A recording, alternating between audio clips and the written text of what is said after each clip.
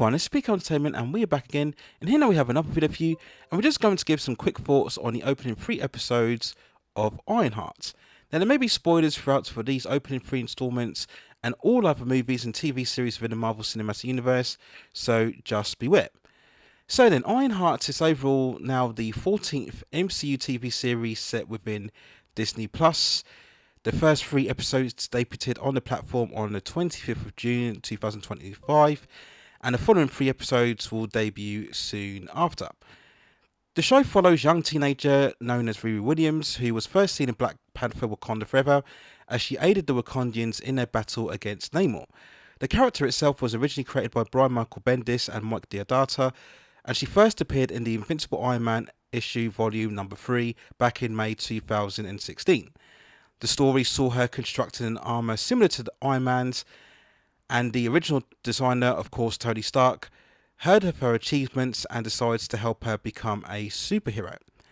And in terms of the series itself, it loosely follows the outline as we see Riri Williams back in school in Chicago constructing the Iron Man type of armour, but she's expelled after helping other students with their essays in exchange for cash.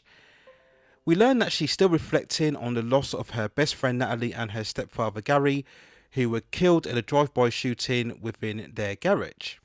Riri's activities in the armour alert the attention of the mysterious Parker Robbins, who leads a group of young teenagers who have skills in IT and extraction.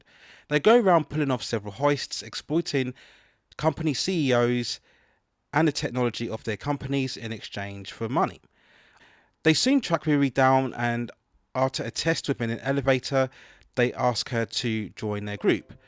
After initially hesitating, Riri decides to join, and at first everything seems great as the gang's activities quickly accumulate large sums of cash. Riri also learns that an AI digital recreation of Natalie has integrated into the armor tech by using the mental memories of herself. As the gang's activities continues, Parker's mysterious abilities using the hood continues to raise suspicion, and Riri soon learns that she's far deeper in trouble than what she originally intended. So when we look at Ironheart then, the latest MCU series, in terms of the 3 entries, overall I would say they are decent, if not really anything stand out, invigorating or truly exciting. The show just functions like a typical average MCU outing.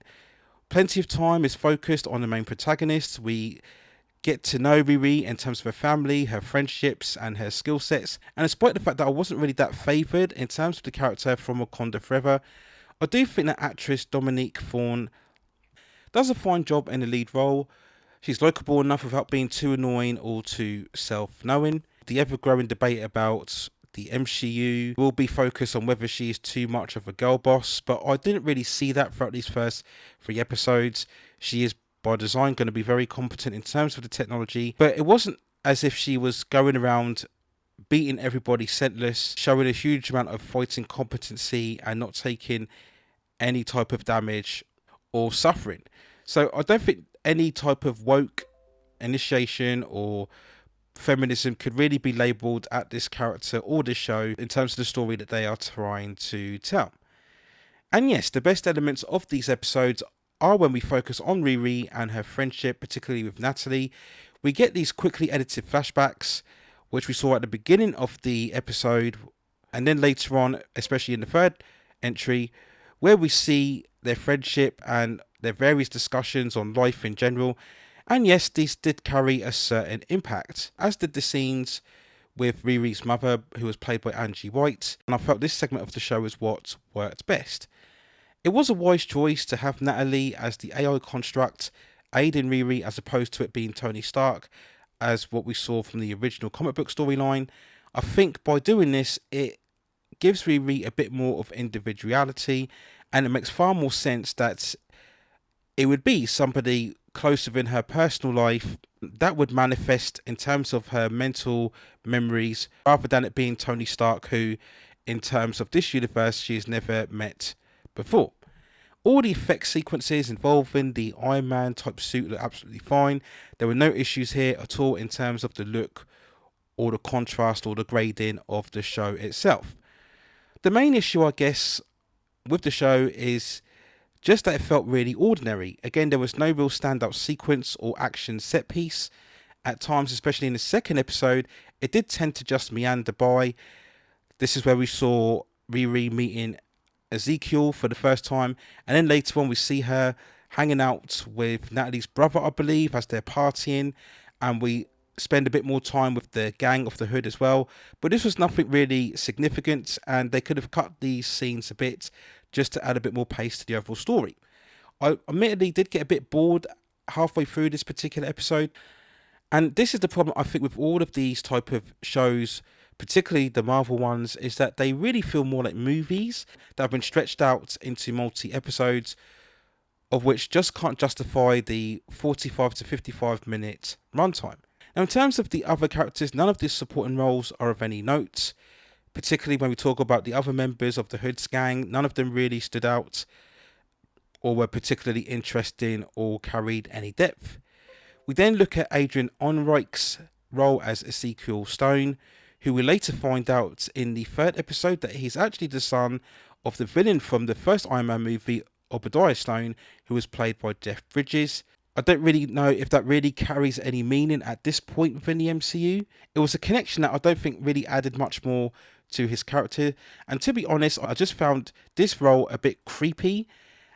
The typical solitary nerdy personality, in terms of his look and the way that he dressed, it was very much the typical overgrown, recluse and socially awkward persona that we've seen all too far often in movies before.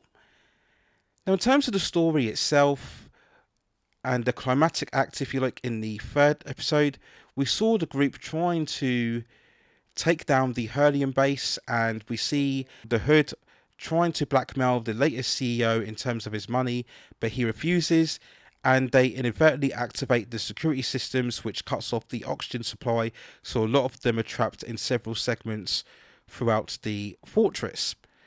Having realised that he's outwitted, the Hood kills the CEO, and Riri, who has been tracking him down, witnesses this as she managed to cut off a segment of the Hood, as she and the other members of the gang were growing increasingly concerned with Parker's abilities. We then see Riri outed by John, who is basically Parker's right hand man. The two fight, and she manages to escape in a suit, leaving John to suffocate in the fortress. The gang get away, but they realise that John has been left there to die, and this is what causes Parker to have an outrage moment, and he starts seeing visions of both John and an Iron Man suit, which indicates that he will gain knowledge that it was indeed Riri who left him there to die. And that was it really in terms of the 3 episodes. So again, nothing too bad, nothing too special. We are all well aware that in terms of the lack of promotion and also the release schedule of the show is only around 6 episodes long. The fact that they dropped the first 3 episodes this week and will shortly drop the following 3 episodes shortly afterwards all show signs that Marvel really didn't care much about this latest installment within their Disney Plus catalogue. They just wanted to get it out there and get rid of it as soon as possible. So regardless of what people feel about the show, it's very unlikely that we will be seeing any potential second season, but really you could be saying about a lot of the other shows that we've seen previously so far. So again, nothing terrible, but as usual, it's just yet another lackluster Disney Plus entry within the Marvel Cinematic Universe. Whether we will see Riri Williams make any appearances later down the line in any future MCU installments, we will wait and see. But in terms of this show, her own individual story, it ends up being just another routine exercise and nothing too much else to say about it. So there's my thoughts and feelings when reviewing the first 3 episodes of Ironheart. Let me know what you think in the comments below. And if you have any other future movies, television series, or any other topics for the pop entertainment and culture scene that you'd like to see me cover within the channel, then also let me know in the comments, and I'll see if I can provide further commentary for you on that subject matter within the future. Please also hit like the subscription and notification buttons so I can provide you with more high quality content like this in the future. But that's it for now. Take care of yourselves, and I will see you very, very soon.